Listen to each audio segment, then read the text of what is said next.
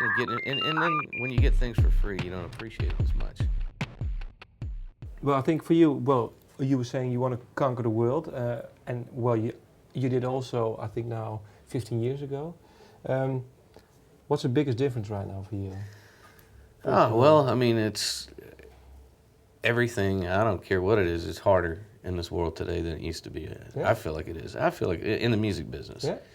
Yeah, it's more difficult, man, just because Sales wise, of course. well, sales wise, of course, but just being able to reach the fans and for the fans to be as loyal and into the way they used to be. I mean, they used to, when they get their albums, I remember when I got it, you couldn't wait to get that 12-inch and hold it, fold it open, look at it, go through everything in it, hand it to your hero, have them sign it. I mean, it was the coolest, and you had to go buy that fucking thing if you wanted it, and then CDs made it easier for people not to have to do that, and now downloads has made it easier for them not to have to do that. I mean, Jesus Christ, when we put out Far Beyond Driven in 1994, sold 200,000 units, debuted at #1. That was a lot of units. These days, I mean, 45,000. 45,000 is a #1 record.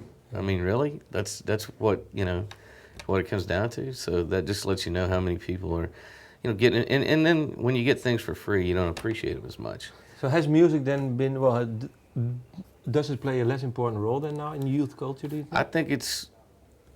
I think music's just as important as it always has been, but I think the faces of the bands are not as important.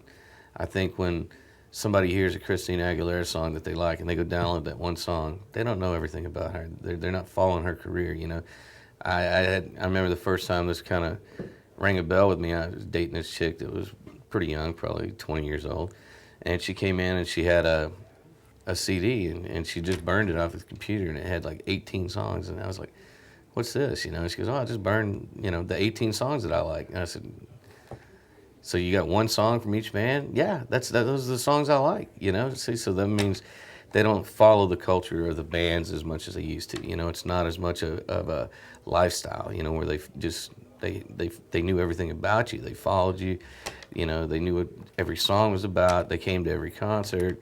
It's just not like that anymore. It's a lot harder to connect with them all the way around. Maybe one song that was on the tape. From on the 18 one? Yeah. There was Britney Spears on there, Christina Aguilera on there. Okay. Yeah, I know. I mean, there was all kinds of shit on there. There was a Deftones song on there. I mean, just all kinds of stuff. Yeah. There's still the last few questions. Let me see. Yeah, music-wise for you, can you say that that you made a huge leap from the first Terror album? Is it for you when you grow older that you will drift more into different music styles also? Can you say, or is it for you still? I don't know, man. I still, that's the thing I like about HELLYEAH is that it's more diverse than just a metal band. To me, it's a southern rock band. It's a rock and roll band. It's a metal band. It's a little bit of the whole genre of rock and roll. We're not limited to just being that metal fucking machine. We can do a song like Better Man or a song like Thank You, and it feels natural and it feels right to what we do. This was the thing that I would like. You were saying there's enough material left for one more Damageplan album. Any plans already? I think I'll know when the time's right to do it. It just hasn't felt right to me, and they were incomplete. There was it was basically me and Dime, doing all the stuff, and I've got them on my iPod, and every now and then I'll just hit random play and they'll pop on my iPod, and I'll just go, wow, because once again with Damageplan, it was a new band, and we knew that everybody was going to expect Pantera, but it wasn't Pantera. It was a different band. And so we wanted to venture out and really try some things, different things that we couldn't do in that fucking metal bubble that everybody wanted, And so that's why it was a pretty diverse, different record. And I think on the second record, we had really found where Damageplan was going. And I think that given the opportunity, I think the second record would have been really successful and done really good for us. But, everybody knows what happened. And do you have already a singer on your mind? Nah.